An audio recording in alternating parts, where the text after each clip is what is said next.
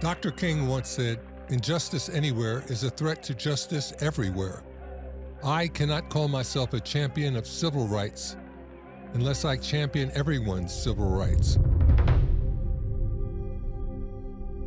Growing up, I had very limited exposure to the gay community, didn't understand it. One thing that was very instrumental in me having more compassion and trying to understand what's going on beyond my experience had to do with the murder of Matthew Shepard in 1998. You know, he was tortured and left to die out in the freezing cold. Why? Because he was gay? It's the same as what happened with Emmett Till. Hatred and bigotry leading to murder. It's the first time I understood it in terms of being just as bad as what I had experienced as a Black American, and just as unjust. The end of the 60s sees the first rise of the gay rights movement. At this time, homosexuality is still outlawed in 49 states, and the LGBTQ plus community is subjected to constant discrimination and harassment. But things change on June 28, 1969. After police raid the Stonewall Inn, a gay bar in New York City, an uprising ensues in the streets as angry patrons fight back, injuring several policemen. While the scene gets scant attention in the media, this one incident lights a fuse, and a revolution takes flight.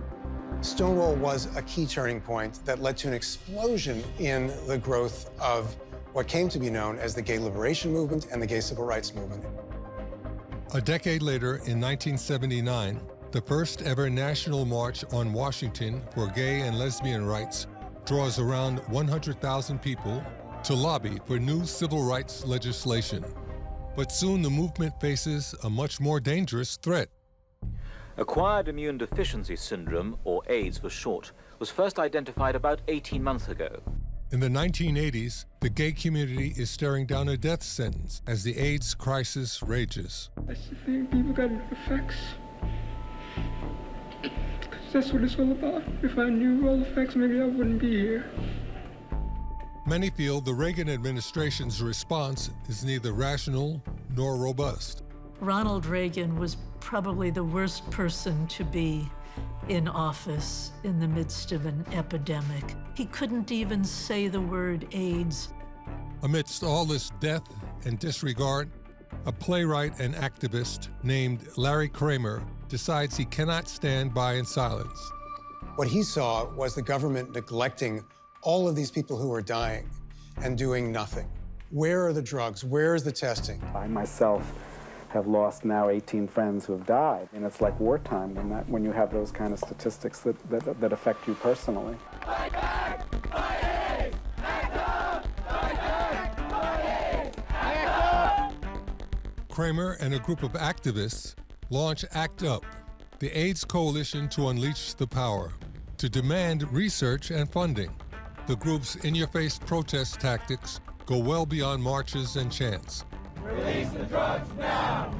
Dozens of demonstrators, many of them suffering from the deadly AIDS virus, were arrested during the protest by police, many of whom wore protective plastic gloves.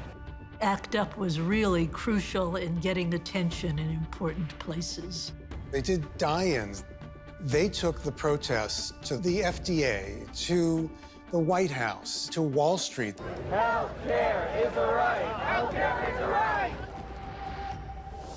In October 1987, ACT UP joins other gay rights groups in a second national march on Washington. Bigots gotta go! Bigots! Bigots! Bigots gotta go! By the early 90s, HIV and AIDS diagnoses reached the hundreds of thousands. But the stereotype that the virus only affects the gay community persists. In 1991, many of our eyes were opened up when a dear friend of mine steps up to the mic. Because of the HIV virus that I have attained, I will have to retire from the Lakers today. When I heard that Magic had come down with HIV, I was there when he You know, when he announced it, nobody knew what he was going to say. You know, sometimes you're a little naive about it and you think it could never happen to you. You only thought it could happen to, you know, other people and so on and on. And it has happened, but I'm gonna deal with it.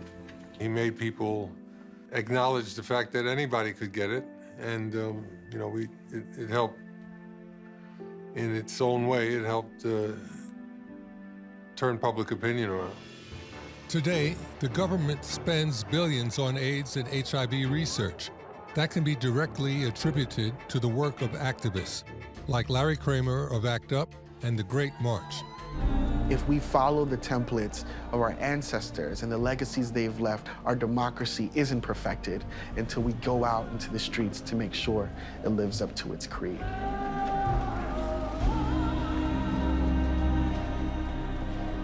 Thank goodness for protest. Thank goodness that people had the good sense to holler like hell when they believed their freedom rights were violated.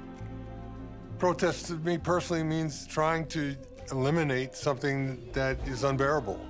It requires that you go and protest and confront whatever the issue is, whoever the people are, whatever the institution is. The hopeful result of them will be change.